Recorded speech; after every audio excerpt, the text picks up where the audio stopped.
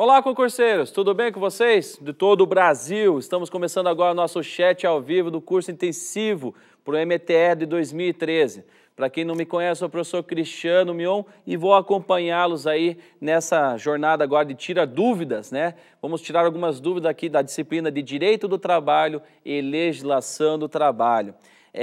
A ideia aqui é exatamente aproximá-los cada vez mais da gente, para a gente tentar aqui trocar informações a respeito, né, dessa matéria no qual eu sou responsável. Você pode participar agora, né, comigo, enviando sua pergunta para o e-mail imprensa@aprovaconcursos.com.br. Querendo ou não, você pode mandar, caso não consiga, tá, a gente responder, manda lá de qualquer forma.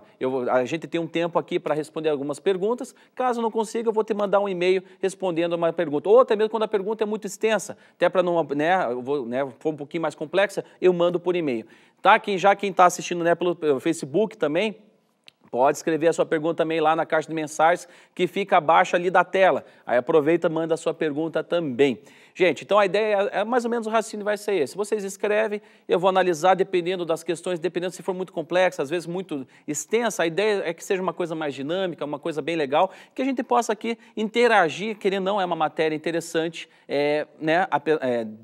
muito interessante a respeito das questões. Então já tem algumas coisas que está chegando para mim aqui no tablet, vamos começar aqui. Eu vou começar respondendo algumas perguntas, né, que a gente recebeu aqui, e a primeira é da concurseira carioca, olha, carioca, grande abraço aí ao pessoal carioca, Marilda, e ela diz assim: sendo a prova no formato certo e errado, né, tem alguma dica para a sua matéria na hora da prova? Bom, gente, um grande abraço primeiramente aos cariocas. Olha, eu fui algumas vezes e é uma cidade maravilhosa realmente. Mas vamos pular um pouquinho, tirando essa parte, a beleza do nosso Rio de Janeiro. O que eu quero chamar a atenção de vocês, pelo menos nesse formato, a primeira coisa que eu acho complicada é que a ESAF sempre foi a banca que fez o concurso para auditor fiscal do trabalho. Então, os parâmetros que nós tínhamos e que nós, né, estávamos estudando, que a gente estava preocupado, era a ESAF. E a gente tinha aquela preocupação que fosse a ESAF, já estávamos nos dedicando para isso. Só que agora veio essa mensagem, essa troca da banca, e a banca se transformou agora em Banca CESP. Bom, totalmente diferente, né? Banca ESAF tem um costume, muitas vezes, de fazer questões longas, principalmente de outras matérias, né? Era muito comprida, era muito desgastante. Agora, a tua grande preocupação, qual que é a sua dica? O que eu poderia dizer? Bom, não basta você apenas fazer a leitura da lei, não basta fazer uma leitura da súmula.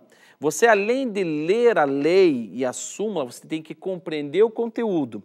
A banca, a CESP, tem duas formas dele cobrar. Muitas vezes eles podem pegar, como eles fazem assertivas de certo e errado, ele pode pegar, extrair exatamente o que está na lei e transformar uma coisinha, tirar uma palavrinha, colocar outra que seria uma coisa de decoreba, que é o que nós já sabemos, como também eles podem trabalhar um pouquinho mais com a assertiva, que torna a prova um pouco mais difícil. Por isso, gente, não basta você decorar o artigo, você tem que compreender o assunto também. E eu chamo a atenção porque eu mesmo estava resolvendo algumas questões em casa, principalmente para poder gravar as aulas no MTE, e eu percebi alguns detalhes a respeito da banca CESP. São coisas tão minuciosas, tão pequenininhas, que você não enxerga no primeiro momento, principalmente na hora da prova. Então, o que é a minha primeira... Tem que fazer a leitura da lei, leia as súmulas, mas de toda forma tenta compreender o assunto, tá? Para isso estar na sua memória, porque muitas vezes, por isso que é muito importante o português, matéria, olha que parece uma coisa não, mas o português é muito importante na hora da prova. Faça a leitura dos artigos, das súmulas e faça, claro, essa atenção total em cima das questões. Não existe outra forma de você estudar a matéria para a prova do CESP. Além, claro, isso não tem como não ser você praticar através de outros exercícios. A banca, ela repete muito. Os assuntos são iguais, gente, mas a matéria vai ser repetida com certeza nas provas e as assertivas vão acabar se repetindo. Não muitas vezes de forma igual, mas muito próxima. Então você já sabe e você tem que treinar através de exercícios. Qualquer outra dúvida, Marilda, reescreva para mim. Se tiver alguma sugestão, alguma outra coisa, pode escrever para a gente lá, ok? Vamos para a próxima? Olha lá. Minas Gerais. Ei, queria... Ó, minha tia é de Minas, hein? Mora lá em Uberlândia. Um grande beijo a Minas Gerais. Quem está perguntando agora é o Cláudio. E o Cláudio fez a seguinte pergunta. A segunda pergunta. O empregado que está cumprindo aviso e pratica irregularidades no trabalho pode ser demitido por justa causa? Aí ele até escreve, um grande abraço aos concurseiros mineiros. Gente, olha só, o que você tem que se preocupar é o seguinte, no momento que você está cumprindo o aviso prévio, tá? Lembrando das regrinhas novas do aviso prévio proporcional agora, tá? Mas quando você está resolvendo um problema, né? Ali, e você caiu o aviso prévio, beleza. Aviso prévio, ele faz parte ou não faz parte do contrato de trabalho? Essa é a pergunta que você tem que se fazer, Cláudio. O aviso prévio, ele faz parte do contrato? Claro que faz, tanto é que o tempo de serviço influencia em outras coisas. Por exemplo, o aviso prévio, a pessoa tem que receber pelo aviso prévio, que não aqueles dias do aviso prévio, acaba repercutindo, por exemplo, na prescrição, é só com o final do aviso prévio que inicia, mesmo indenizado. Então, o aviso prévio continua vigente o contrato de trabalho. Se continua vigente o contrato de trabalho, tanto o empregador quanto o empregado, ambos, tanto faz, pode, querendo ou não, gerar justa causa e fazer com que interrompa ali o contrato de trabalho imediatamente. Se caso for o empregado, nesse caso ele perde o restante do aviso prévio, né? E ele não recebe nada que for proporcional. Então ele perde ali o restante do aviso prévio, não recebe 13º salário, férias proporcionais, nada que é de direito adquirido ele recebe, porque, mas ocorreu no aviso prévio, não importa. Eu sei que a pergunta também acontece muito na questão prática. As pessoas são mandadas embora, tem que cumprir o aviso prévio, aí o que começa a fazer besteiras, as tais irregularidades que você mencionou, Cláudia. E é isso que acontece. Se eventualmente isso que você tem que pensar na prova, que é acontecendo a justa causa no aviso prévio, pode influenciar sim e vai repercutir no mesmo formato como se fosse uma dispensa por justa causa. Perde o direito aos pagamentos das férias proporcionais, não vai receber os 40% da multa, né, do FGTS e assim por diante. É normal, como se for, né, uma dispensa por justa causa normal, ok? Mesma coisa com o empregador, gente, tá ok, Cláudio? Se eventualmente o empregador, de alguma forma, não, também gerou uma daquelas situações, lembrando o artigo, aí concurseiros, tem que lembrar dos dois artigos, artigo 482 e 483, muito importante para a prova do MTE. O artigo 482 e 483 trazem as hipóteses que podem gerar justa causa, mesma coisa. Lembrando que essas hipóteses são taxativas, são aquilo que a lei está, né, demonstrando. Aconteceu algum daqueles fatos, acaba sendo mandado embora por justa causa, no meio do aviso prévio, não importa. No caso do empregador, ele sai, não precisa cumprir o aviso prévio e ele tem direito, daí no caso, o empregador, gerando a justa causa. Ocorre rescisão indireta, ele tem direito ao pagamento do aviso prévio e todas as demais verbas que eventualmente ele tem direito, multa de 40%, aviso prévio, 13º proporcional, férias proporcionais e assim por diante. Ok, gente? Obrigado pela pergunta, Cláudio. Vamos lá. Próxima perguntinha aqui, vamos para o meu tablet aqui. Joana, Distrito Federal, grande Distrito Federal. Vamos para a pergunta da Joana. Olha só que interessante. A nova lei trabalhista das empregadas domésticas pode cair na prova? Ao que devemos ficar atentos no que diz respeito a esse assunto. Um grande abraço, Joana. Seguinte, pode cair sim, tá? Pode cair porque essa emenda constitucional, né, que alterou a redação do artigo 7º, parágrafo único, lá da Constituição Federal, pode cair. O que não vai cair, ao meu ver, que não tem como ainda, porque tem alguns direitos que foram estendidos aos empregados domésticos, mas que eventualmente eles ainda não estão disciplinados, ainda está passando pelo Congresso Nacional. Se está passando pelo Congresso Nacional, ainda não foi definido algumas coisas. Então, claro, a gente tem já está bem mais adiantado, já tem um texto de lei, já tem um monte de coisa. Só que é o seguinte, para vocês, ao meu ver, com a abertura do edital, tudo, o que pode cair de empregado doméstico é o parágrafo único do artigo 7º. Aquela, né, normalmente os alunos mais antigos tinham aquela tabelinha dizendo quais são os direitos que, né, o empregado doméstico tem e quais que não eram estendidos. Agora, praticamente, foi estendido quase todos. Então, você vai pegar o artigo 7º, vai analisar o parágrafo único e, ao meu ver, no meu posicionamento, é que, se for cobrado alguma coisa, vai ser cobrado do artigo 7º, parágrafo único. Ponto. Pode ser cobrado alguma coisa da lei específica do empregado doméstico? Pode, mas tudo aquilo que não sofreu alteração, todas aquelas matérias que não sofreram alterações. Por exemplo, como ainda está agora, a partir de agora, o FGTS é obrigatório, lembra que lá na lei da empregada doméstica previa que era facultativo. Ao meu ver, isso não pode mais ser cobrado. Outra coisa, dependendo se o empregador escolhesse por incluir no FGTS o empregado doméstico, tinha acesso ao seguro-desemprego. Agora não, o seguro-desemprego é obrigatório. Então, todas essas mudanças, acredito que não venham ser cobrados exatamente, especificamente, mas pode ser cobrado se tem direito ou não, conforme o artigo 7º, parágrafo único. Ao meu ver, seria isso, tá? Porque eles não podem cobrar além disso. Eles vão ter que se fundamentar na lei. E a lei que tem, no caso, que foi alterada, foi o parágrafo único, é isso que eles vão ter que cobrar. Ok? Obrigado pela pergunta, Joana. Um grande abraço a todos aí do Distrito Federal. Vamos para a próxima. Rita, ó, aqui ó, do meu grande Paraná, o estado que eu moro, cidade, né, eu sou de Curitiba, então vamos ver a Rita, que é do Paraná. As horas extras ficam incorporadas ao salário? Que perguntinha boa, hein?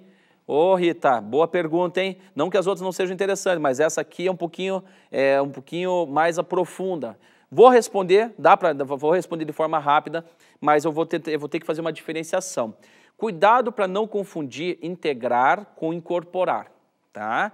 Quando algo integra a verba, né? Quando algo integra na verba salarial, por exemplo, integrou, nós estamos falando para fins de cálculos trabalhistas, integra a base de cálculo e assim por diante. Quando a gente fala que incorpora, é algo que não pode ser mais retirado. Quer ver um exemplo? Uma pessoa que trabalha num cargo de confiança, que eventualmente trabalhou mais de 10 anos, ela pode sofrer reversão? Ah, pode. Só que no momento que ela é revertida, os 10 anos, a gratificação que ela recebia, ela vai ter que permanecer porque incorporou no contrato, é um direito adquirido. Porque acima de 10 anos, conforme o entendimento do TST, lá na súmula 372, diz que incorpora. Então, primeira coisa, então, a tua pergunta é, as horas extras, então eu fiz a diferenciação de integração e incorporação, elas incorporam no salário, gente? Cuidado, existe uma súmula, até eu coloquei aqui a CLT, é a súmula 76. E a 76 ela está cancelada, por isso que é importante vocês lerem depois em casa. É bom, é complementar os estudos de vocês. Diz assim, ó, o valor das horas suplementares prestadas habitualmente por mais de 2 anos ou durante todo o contrato, se suprimidas, integra-se ao salário para todos os efeitos legais. Ali, quando ele usa o termo integra, ele está de forma querendo dizer que incorpora. Gente, não existe mais a incorporação das horas extras, tá? Tanto é que, desculpe, sugiro a leitura da súmula 291 do TST. A súmula 291 diz o seguinte, que se eventualmente a pessoa presta as horas extras de forma habitual por mais de 1 ano, isso integra, se caso for suprimida essas horas extras, eu vou ter que pagar uma indenização por estar retirando, mas também é uma forma de certa forma, do TST falar o seguinte, eu sei que para você tirar você vai ter que pagar uma indenização, mas eu quero desestimular você para que você não gere nem essa possibilidade de fazer a integração das horas extras. Essa súmula daí diz o seguinte, que se você passar mais de 1 ano trabalhando e esse 1 ano você trabalhou e você fazendo horas extras de forma habitual, essa é a palavra-chave, gente. A pessoa, se caso for suprimida, vai ser as horas extras, ela vai ter direito a recebimento equivalente a 1 mês de horas extras. Só que é o seguinte, tem que fazer a média dos últimos 12 meses. E, claro, depois de passar de 1 ano, a cada 6 meses, entende-se que cada 6 meses equivale a 1 ano. Então, se a pessoa fez 1 ano e 6 meses, ela vai ter que receber 2 meses de horas extras, porque os 6 meses equivale como 1 ano completo. Leia, eu acho que não vai perder tempo você deixar de ler a súmula 291. Então, as horas extras, elas não se incorporam ao salário, elas não podem virar um direito adquirido. Isso não mais por causa dessa súmula, ok? Vamos para a próxima pergunta. Obrigado, Rita. Um grande abraço, tá? Vamos para a próxima pergunta aqui. Sérgio, Maranhão, que maravilha, hein, pessoal? Um grande abraço aí. Em que casos pode ser aplicado o PDV? Bom, a sua pergunta, Sérgio, é um pouquinho ampla, né? Mas não quer dizer que eu não possa responder. Eu acho que eu posso extrair algumas informações importantes dessa pergunta para você. Claro que eu não consegui responder conforme a sua pergunta, mas você pode fazer uma nova pergunta mandando lá para o chat para a gente. O que eu quero chamar a atenção de vocês é o seguinte, o PDV, pedido de demissão voluntária, como é que funciona o PDV?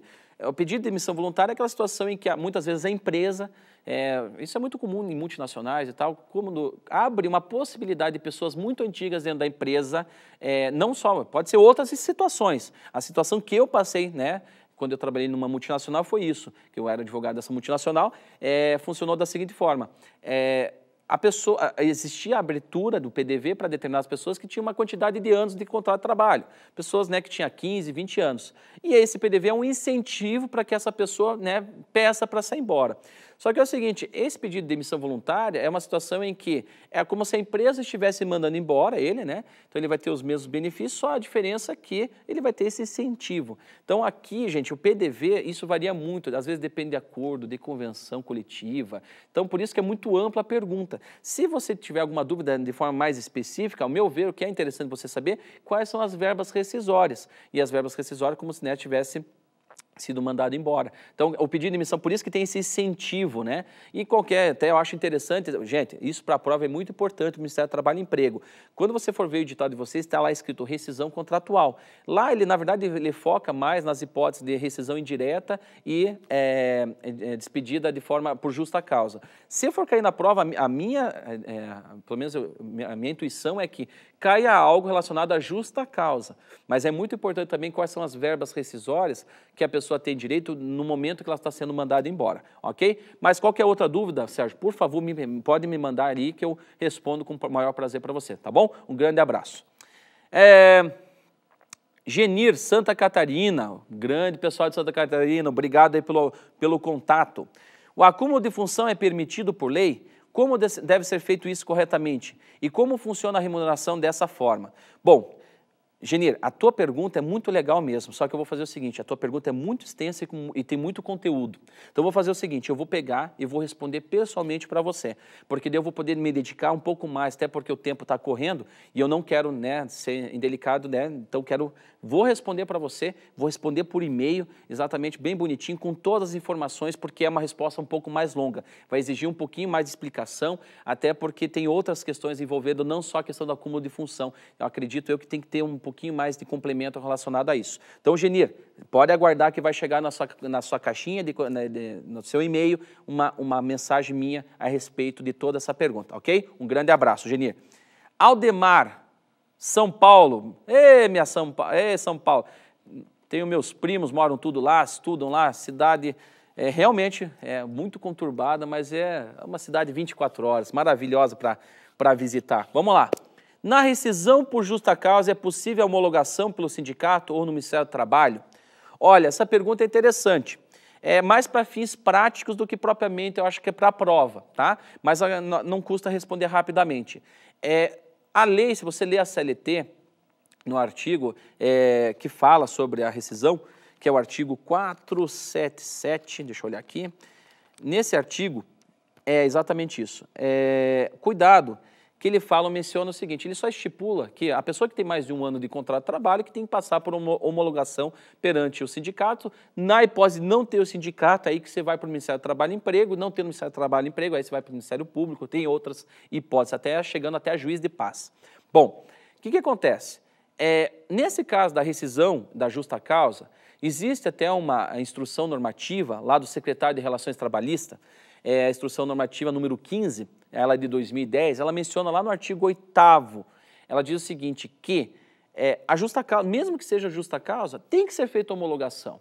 No momento que o empregado está indo direto pro sindicato fazer a homologação, ele não está aceitando, ele não está dando assinatura, gente, dando ali, estou assinando que eu realmente cumpri, eu fiz algo que gerou a minha justa causa. Não é isso. Ali está tendo apenas o acompanhamento do sindicato para ver se as verbas rescisórias, que a empresa entende que está correta, claro que o CID vai ter que analisar, mas se houve a justa causa, ele vai ter que ver quais são as verbas rescisórias decorrentes ali da rescisão da justa causa. Então, nesse caso, a meu ver, tá? Até mesmo por causa dessa instrução normativa número 15, lá no artigo 8º, tanto é que menciona exatamente isso, que não importa, ali não está dando validade à justa causa, tá? Então, nesse caso, pode ser feito, a meu ver, pode ser feita a homologação. Claro que muitas vezes na prática não são feitas essas homologações, tá? Só chamar a atenção, isso é para questão prática. Na parte teórica, se fosse cair na prova, eu entendo que é sim possível, tá bom? Vamos lá, Cleia, Rio de Janeiro, mais uma vez a cidade conhecida como cidade maravilhosa. Olha só que pergunta interessante. O que diferencia o contrato de prazo determinado do contrato temporário? Qual o prazo máximo que cada um deles pode ter? Apesar de ter duas questões aqui, dá para responder rapidamente. O que diferencia, então, o contrato por prazo determinado do contrato temporário? Gente, ambos, nós temos duas hipóteses. Vamos lá. Nós temos um contrato por prazo determinado que é previsto na CLT, que está lá no artigo 443, que está no parágrafo 3º. São 3 hipóteses. Lembrando, né, quando o serviço for transitório, né, a atividade for transitória, quando a empresa for transitória, a própria empresa ela vai ser transitória, o trabalho dela, por exemplo, a empresa abriu somente para o Natal, então é uma empresa transitória. Outro caso é contrato de experiência. Então nós temos os contratos por prazo determinado que seguem as regras da CLT. Bom, o contrato temporário é um contrato por prazo determinado, é uma espécie de contrato por prazo determinado, só que ela é estabelecida não pelas regrinhas da CLT, e sim pelas regras da Lei 6.074, que fala sobre o trabalho temporário. O que acontece? Qual que é a grande diferença? Com relação ao prazo, principalmente, só cuidado. A CLT prevê que, né, quando o serviço for transitório ou a empresa for transitória, o prazo máximo do contrato são 2 anos. Lembrando que pode ter apenas uma única prorrogação dentro desse contrato. Ou seja, dentro do contrato de 2 anos, eu posso ter de 1 ano mais 1 ano. Não posso ter mais de uma prorrogação. Esse é o contrato máximo. Lembrando que o contrato de experiência já são 90 dias, tá? Então essa é a diferenciação. Já o contrato por prazo, né, determinado do temporário, lembrando que o contrato daí são 3 meses. Cuidado, não são 90 dias, são 3 meses. E eu já posso adiantar para vocês que o trabalho temporário, por incrível que pareça, olha só que interessante, a terceirização, gente, ela é algo que a terceirização é um tema muito interessante e, ao mesmo tempo, também algo que é muito complicado. O que acontece? A terceirização, eu nunca posso terceirizar a atividade de fim da empresa. Por exemplo, se eu vendo uma loja de roupas, eu não posso contratar uma vendedora de roupas e terceirizar uma vendedora de roupas, porque a minha atividade de fim é vender roupas. Agora, eu posso terceirizar a atividade meio, segurança, faxina e assim por diante. Olha só o que eu vou falar, é muito importante para a prova, por isso que a pergunta da Cléia é bem interessante. Se eventualmente, né, no contrato temporário, se eventualmente eu quiser contratar um temporário, eu posso. E aqui é considerado uma terceirização de atividade de fim autorizada por lei. Então, o contrato pode ser feito, tem que ser autorizado, né? Autorizado pela Lei 6.074. Então, como é que funciona? O temporário é encaminhado por uma empresa que tem que ter algum registro, isso é importante, vocês vão trabalhar no Ministério do Trabalho e Emprego, que tem que ter registro no Ministério do Trabalho e Emprego, pode ser pessoa física ou pessoa jurídica, e essa pessoa jurídica que encaminha as pessoas para esse local de trabalho. Esse encaminhamento, lembrando que o contrato no máximo de 3 meses, mas pode, por autorização do Ministério do Trabalho e Emprego, aumentar para até mais 3 meses, ou seja, completando no máximo 6 meses. Vale a pena ler essa lei, gente, 6.074 para a prova do Ministério do Trabalho e Emprego. Obrigado, Cléia, pela sua pergunta, tá ok? Vamos lá, vamos seguir que tem perguntas. Newton, grande Newton de Goiás, um grande abraço aí para vocês. No caso da transferência do empregado, o adicional de 25% é obrigatória? Neste caso, além dos 25%, a empresa ainda precisa garantir estadia e alimentação? Olha só, vamos pensar nessa pergunta com o intuito de prova, tá? Vamos esquecer a parte prática. Gente, eu só tenho direito, primeira coisa, falou em adicional, falou de coisa ruim. Eu sempre brinco nas minhas aulas. Falou em adicional, falou de coisa ruim. Só coisa ruim. Adicional de salubridade, problema com saúde. Adicional de periculosidade, perigo. Adicional de horas extras, está trabalhando mais. Adicional de transferência, foi transferido do local onde mora. Falou adicional, coisa horrível. Falou, eu sempre brinco, falou do Zé Bedeu. Falou do Janho, né? O que acontece? Brincadeiras à parte. Mas olha só. O que acontece nesse caso? Só é devida, na verdade, só é devido o adicional de transferência numa hipótese, gente. Tem que ler lá o artigo 469, parágrafo 3º. O artigo 469, parágrafo 3º, deixa bem claro que só vai ter direito adicional se a transferência for provisória. Cuidado com isso. Nós temos a transferência definitiva e a transferência provisória.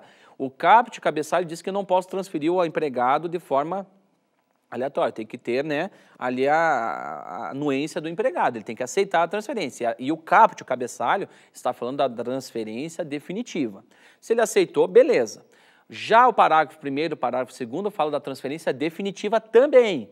Somente no parágrafo 3º que fala da provisória. Daí, na provisória, é que cabe o adicional de 25%. E a segunda pergunta diz, cabe ainda outros gastos? Gente, ali ele já está compreendendo o adicional, esses gastos. O que tem no artigo 470 é que todo esse gasto com a transferência Tanto é que o artigo 470 diz exatamente o seguinte, ó. Deixa eu ler para vocês rapidamente.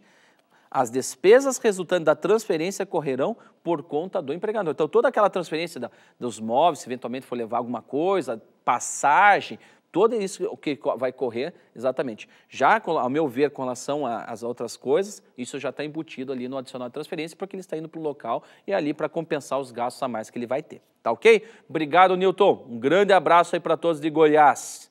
Vamos lá. Bastante pergunta, hein, gente? Isso aí é legal, tem que sempre participar do chat ao vivo, não tem só eu não, tem vários outros professores. Acompanhe e mande suas perguntas. Amália, Bahia, grande Bahia, vamos lá.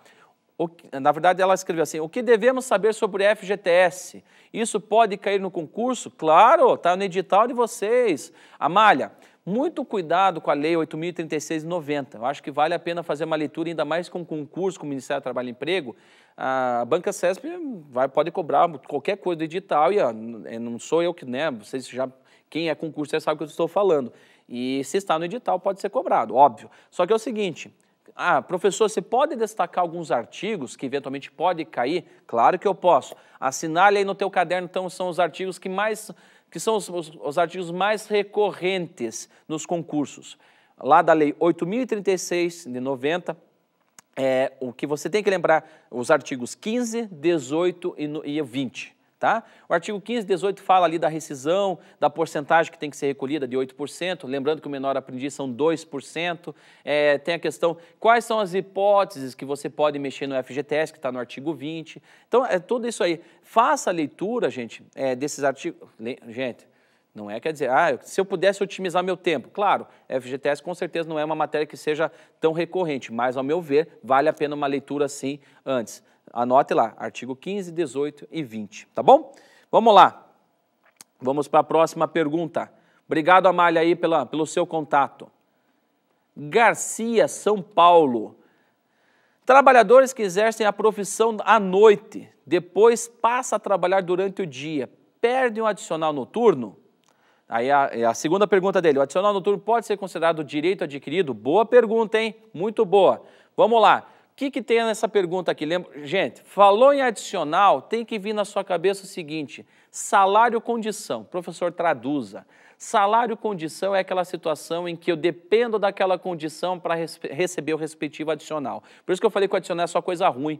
Por exemplo, adicional de transferência eu só vou receber de forma, lembrando que a transferência tem que ser provisória, só vou receber enquanto estiver transferido. Na hora que eu retornar, eu perco o adicional de transferência.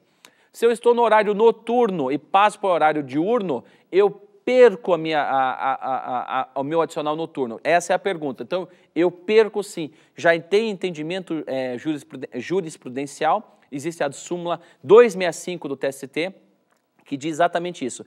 Como é algo mais benéfico para o empregado, primeiro que é uma alteração contratual permitida. Lembrando que a alteração contratual, conforme o artigo 468, só pode alterar desde que tenha a anuência do empregado e que seja benéfica. Mas aqui essa alteração é algo benéfico, né? Está mudando da noite para dia.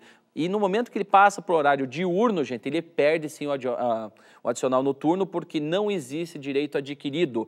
É o que a gente chama salário-condição. E isso já tem entendimento do TST. Súmula 265 do TST. Obrigado pela sua pergunta, Garcia. Um abraço, até mais. Leandro, Espírito Santo. Em que casos pode ser concedidas férias coletivas numa empresa? Gente, isso aqui depende muito de empresa para empresa. Isso aqui é muito subjetivo. O que é importante você lembrar lá das férias coletivas, que está entre o artigo 139 e 141, algumas regrinhas para a prova. É só isso que você tem que lembrar. Desculpe, quais são as regras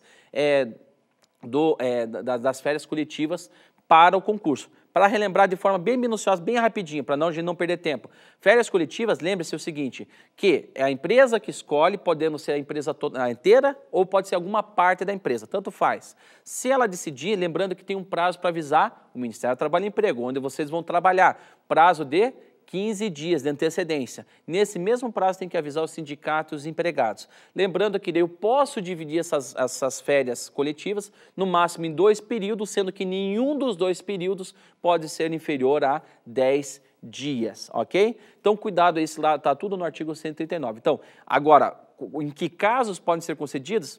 pode ser concedido, por exemplo, uma empresa que eu trabalhei, que eventualmente eu posso falar da minha parte prática, por exemplo, eles precisavam instalar uma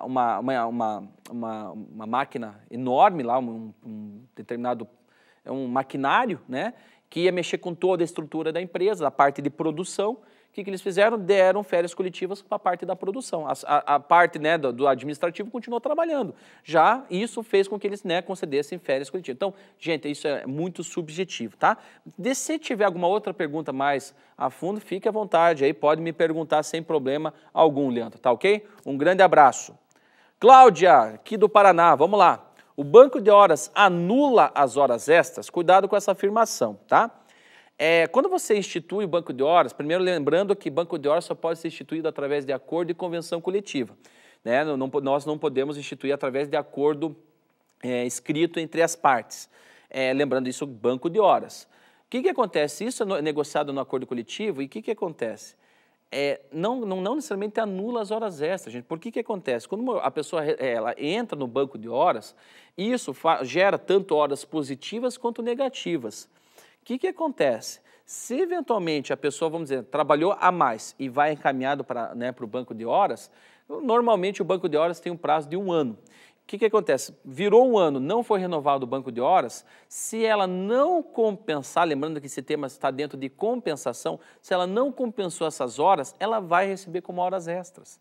Então, pode ser a mesma coisa ao contrário, se tiver horas negativas, a pessoa trabalhou a menos ou teve que faltar, negociou com o chefe, saiu e aquilo foi para o banco de horas, ele vai ter que compensar depois, tentando trazer, né, tentando aí equilibrar novamente as horas. Completou 1 ano, não renovou o banco de horas, vai ter que tirar do bolso para pagar essas horas. Então é assim que funciona. Aqui até para uma sugestão, já que tocou nesse assunto, gente, faça uma leitura para a prova do ETE, já que a gente está, né, focado no concurso.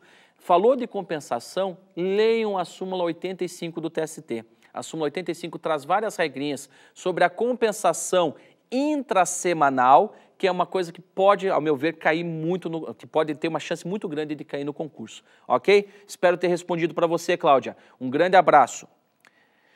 Mariana, Rio de Janeiro. Pessoal do Rio de Janeiro, Paraná, eu quero ver os outros estados. Por favor, escrevam para a gente aí. Olha, Mato Grosso do Sul. Gente, tem que participar aí, Pernambuco. Vamos lá.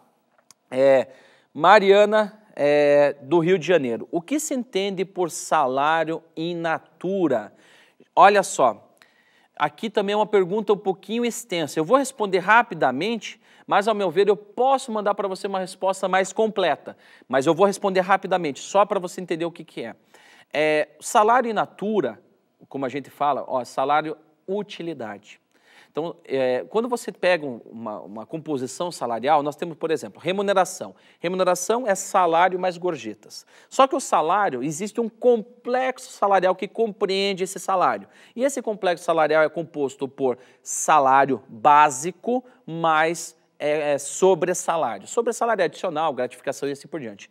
E dentro do salário básico, existe o salário pago em espécie, ou seja, em dinheiro, e salário utilidade. Salário utilidade está lá no artigo 458. O que acontece? Salário utilidade é o pagar para você em algo que seja útil. Só que é o seguinte, não basta ser algo útil, tem que ser algo que venha acrescentar para você, que venha trazer um benefício, de certa forma, pecuniário. Algo que venha acrescentar na tua vida. Então, o que acontece? O salário utilidade, eu posso, por exemplo, te pagar um salário em espécie e te conceder, por exemplo, que tem a previsão do salário in natura da casa. Quando eu te forneço a casa, eu estou te fornecendo compondo um salário. Estou te dando o salário mais a casa está dentro do salário. Então é algo que seja útil. Lembrando que tem coisas que eu não posso te dar como salário de utilidade. Agora cuidado com o Vale Cultura, né, que foi agora no finalzinho de 2012, teve, né, Vale Cultura, questões de estudos, faculdades, tudo isso que envolve, que está lá no artigo 452, nos parágrafos, está lá dizendo quais são as parcelas que eventualmente você não pode considerar como salário in natura. Mas para você compreender o conceito, é como se eu estivesse recebendo salário em espécie mais uma utilidade, que se some a isso. Por exemplo, e detalhe, tem que ter algumas regrinhas, alguns requisitos cumulativos para ser um salário utilidade. Por exemplo, tem que ser algo benéfico, tem que ser algo que seja de conta prestação, por exemplo, você recebe pelo trabalho e não para o trabalho. Lembra até que no curso é interessante, na minha aula eu menciono essa diferenciação. A lei não pode excluir a natureza salarial dessa verba. Então, tem vários requisitos do salário-utilidade. Então, como eu te falei, a pergunta é muito extensa. Então, salário-utilidade, pense na sua cabeça que é uma situação em que eu recebo uma parte em dinheiro, sendo que tem que respeitar o 30% em dinheiro, né? Lembrando que é 30%, recebo o salário mínimo. 30% tem que ser em espécie, dinheiro. O restante eu posso entregar em utilidades para você. Pode ser vestuário, pode ser viagens, pode ser tudo aquilo que venha agregar e venha de alguma forma contribuir com você e que tenha um formato em dinheiro, tá? Vamos lá. Deixa eu ver se tem aqui mais uma coisa. Temos mais perguntas? Vamos lá. Adriana Posa, né? Ela fala assim, gostaria de saber se todas as 15 leis do edital de legislação especial, PRF, serão cobertas nos encontros do curso intensivo PRF e quais são as que devem ser mais estudadas com maior probabilidade de caírem na prova. Bom, gente, ali, na casa da PRF, né, é um caso à parte. Desculpe não poder responder, mas como eu sou professor de Direito do Trabalho, aqui, o mais específico, as perguntas aqui relacionadas ao Ministério do Trabalho e Emprego, tá ok? Provavelmente, né, não sei se já teve ou se vai ter, mas consulte depois o pessoal da prova para verificar se vai ter o chat com relação à PRF. Vamos lá. Juíza Barbosa Brito. Olá, sou juíza, me inscrevi numa prova concurso para me preparar para fazer o concurso de auditor fiscal. Porém, não estou encontrando as questões para executá-las. Bom, se você acessar, tem, né, como você acessar diretamente através do site A Prova Concurso.